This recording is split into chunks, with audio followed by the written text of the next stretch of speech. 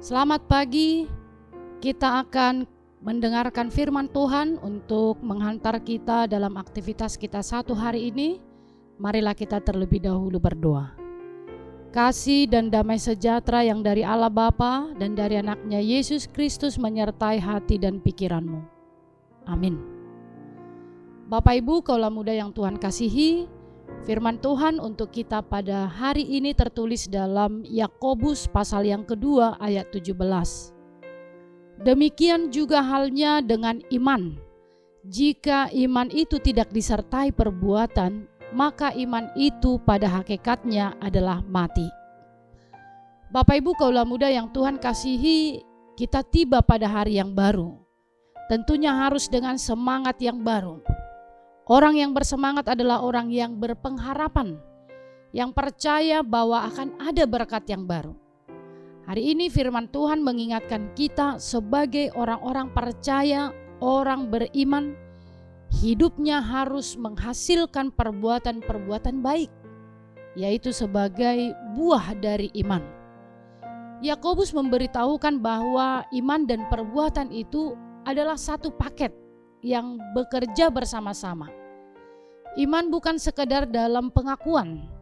Iman bukan sekedar hanya di mulut atau bukan juga hanya dalam identitas KTP. Tetapi iman yang sesungguhnya adalah melalui cara kita berbicara, cara kita berperilaku, cara kita merespon setiap situasi yang terjadi dalam hidup kita, cara kita memperlakukan orang-orang di sekitar kita. Hati yang dipenuhi dengan kasih, belas kasih, itu yang menunjukkan kita sebagai orang yang beriman. Dan iman yang seperti itulah yang membawa kita menerima keselamatan. Ini adalah pemahaman yang sedang diluruskan oleh Yakobus, yang menentang ajaran orang-orang yang mengaku Kristen, berada di dalam gereja sebagai pengikut Kristus, akan menerima keselamatan hanya dengan bersuara dalam pengakuan iman, tanpa melihat atau tidak peduli dengan tindakan-tindakan dalam kehidupan sehari-hari. Yakobus mengatakan bahwa iman yang tidak disertai perbuatan adalah iman yang mati. Iman yang mati artinya tidak berguna, tidak dapat berbuat apa-apa. Yakobus menuliskan surat ini untuk mengingatkan kita bahwa kita diselamatkan karena iman, dan iman akan mendorong kita untuk melakukan perbuatan yang menyenangkan hati Allah. Iman bukanlah hal yang relatif. Kita bisa melihatnya dari perbuatan.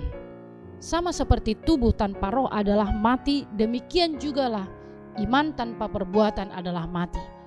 Ketika kita mengimani Allah, maka ini akan terlihat dari sikap hidup dan perbuatan kita. Untuk itu, Bapak Ibu kaulah muda yang Tuhan kasihi, marilah kita tunjukkan buah iman kita dalam hidup sehari-hari.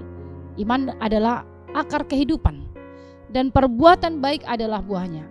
Sama seperti pohon yang baik akan menghasilkan buah yang baik, di mana kita akan melanjutkan aktivitas sehari-hari dalam semua tugas dan tanggung jawab yang akan kita lakukan. Sebagai orang beriman, maka iman itu akan mendorong kita berbuat yang seturut dengan kehendak Tuhan. Orang yang beriman tidak akan membiarkan orang lain menderita jika dia mampu menolong. Orang yang beriman selalu dipenuhi belas kasih. Orang yang beriman akan menyingkirkan kejahatan dari kehidupannya.